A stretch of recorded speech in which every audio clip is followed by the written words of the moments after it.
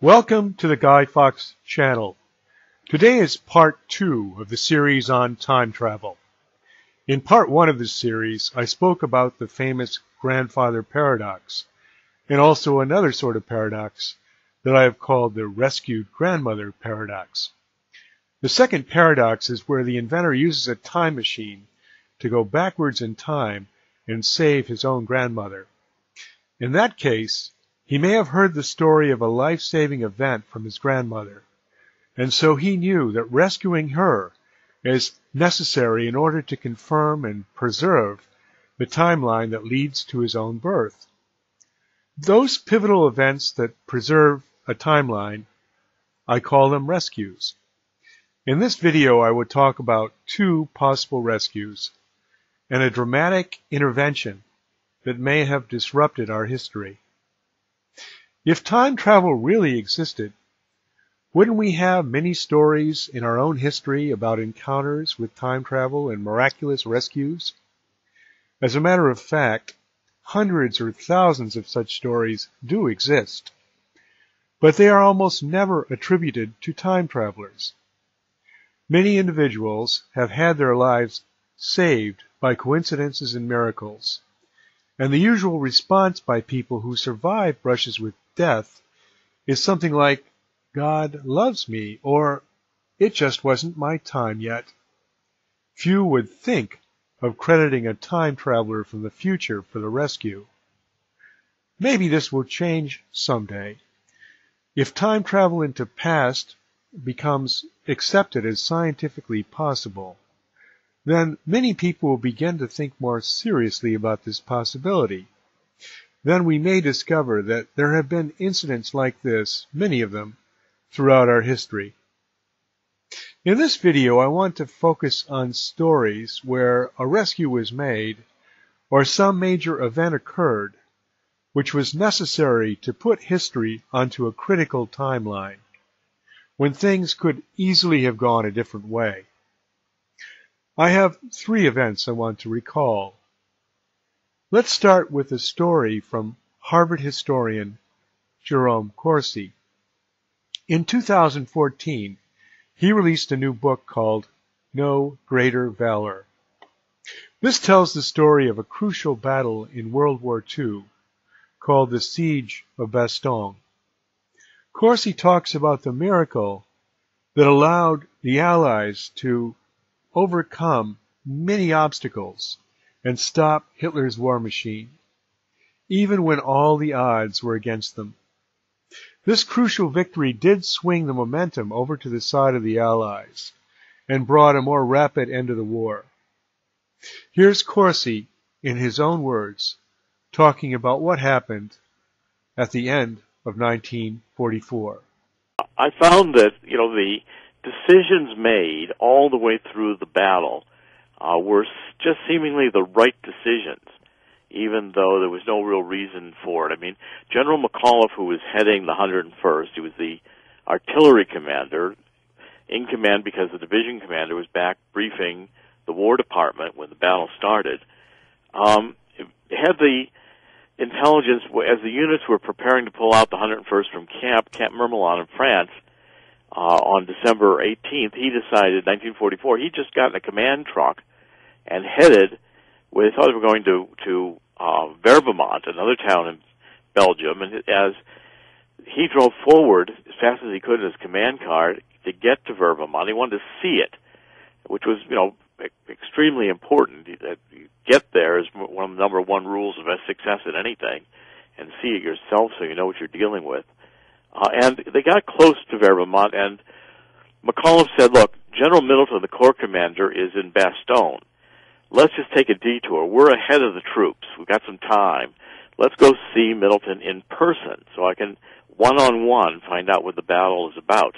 Again, another important decision. He wanted to see it with his own eyes and hear it firsthand. And when he got there, Middleton says, "General, I'm sure happy you arrived because you've been reassigned. Your unit is not going to Vervemont. You're coming here to Bastogne."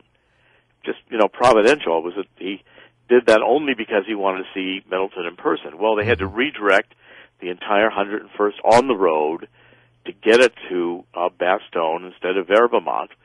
But it was that type of decision that General McCauliffe seemed to make throughout the battle that turned the tide of that battle, because it could have gone easily. The Americans should have lost. I mean, the German panzer divisions had overwhelming strength at various points in this battle. They had the initiative of surprise, and it was, just one decision this way or the other that Middleton and McCauliffe made to get the right troops and plug the line where the Germans were advancing in the first hours of the Battle of Bastogne, the Siege of Bastogne, that saved Bastogne. Had those decisions. In Corsi's account, there was a chain of events and coincidences which, when taken together, allowed the Allies to overcome almost impossible odds. How could General McCauliffe have known when to make so many sudden changes in his plans? Is it possible that these events were orchestrated by a time traveler? Why not keep an open mind about that possibility, especially when the day is saved through a chain of near miraculous events? The second story is a legend of a mysterious man who appeared at a crucial moment in American history. This was at the time when the Declaration of Independence had been completed and was ready to be signed.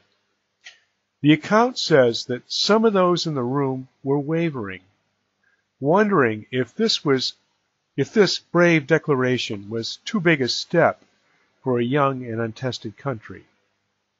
A mystery stranger appeared inside a locked room where all the signers were gathered, and he inspired them with a rousing speech. Here's a story of that moment as it appeared in historical accounts. It was during the evening of July 4th, 1776, that a mysterious episode occurred. In the old State House in Philadelphia, a group of men were gathered for the momentous task of severing the tie between the old country and the new. It was a grave moment, and not a few of those present feared that their lives would be forfeit for their audacity. In the midst of that debate, a fierce voice rang out. The debaters stopped and turned to look upon the stranger. Who was this man who suddenly appeared in their midst and had transfixed them with his oratory? They had never seen him before.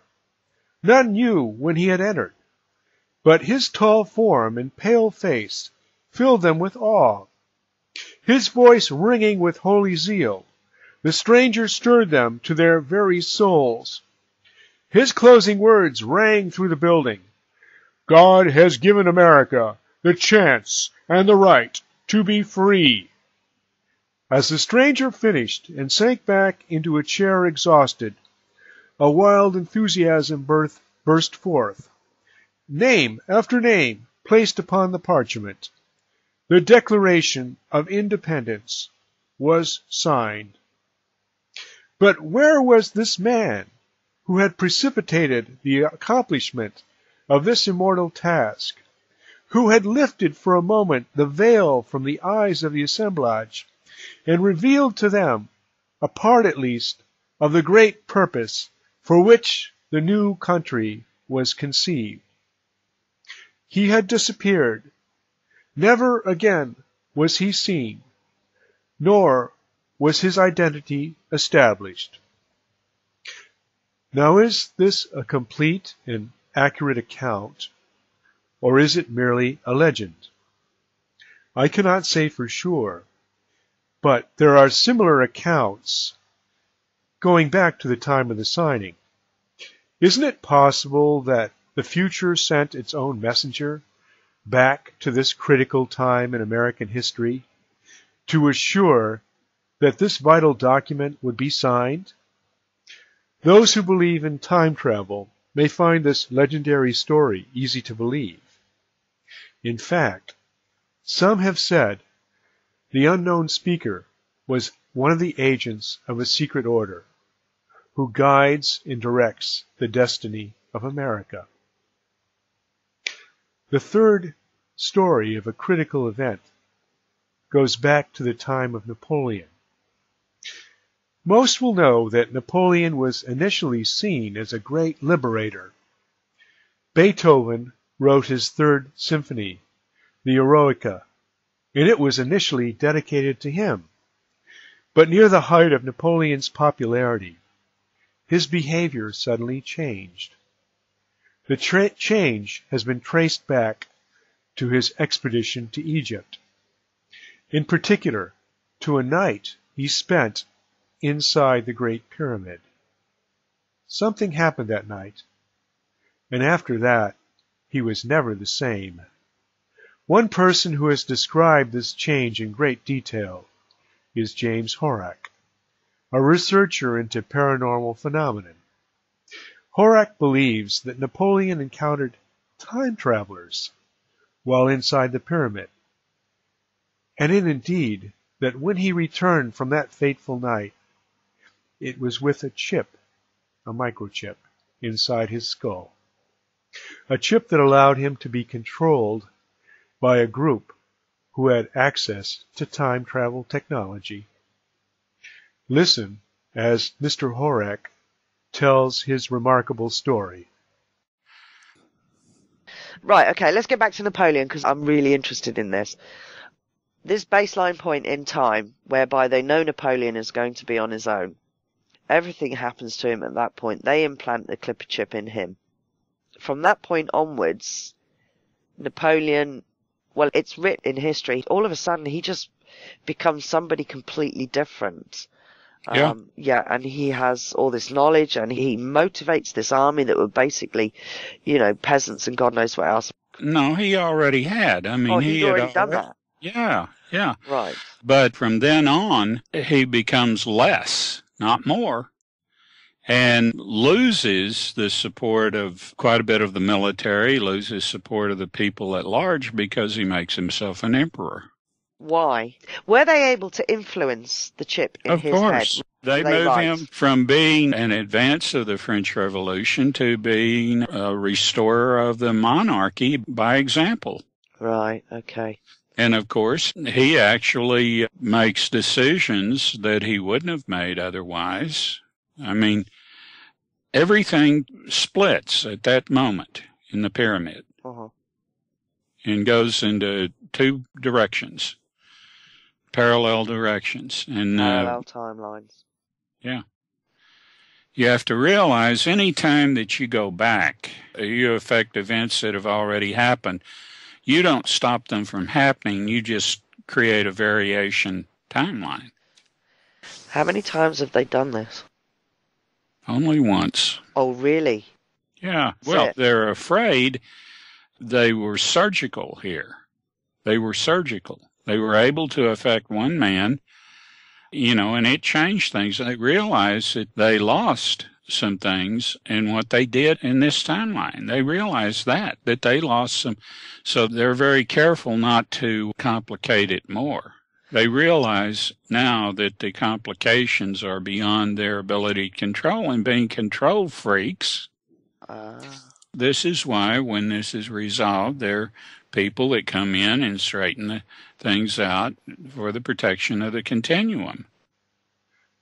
It is a strange tale, to be sure, but believe it or not, there are actually several reports, possibly accurate or maybe hoaxes, that a microchip was discovered inside Napoleon's skull. I found articles dated 2010 and 2011 from publications originally written in French, which talk about this. If these bizarre reports were fully confirmed by science, I think it would be the closest thing we have to proof that time travel into the past exists. But most people will only believe it when we can time travel ourselves. I understand that conservatism. It is hard to accept something that is so far away from what we have been taught. But I am keeping an open mind, and I hope that you will too. Please check out the next video in this series on time travel. And don't forget to share the link to these shows, especially if you appreciate my storytelling approach to the complex subject of time travel. Thanks for listening, and see you next time.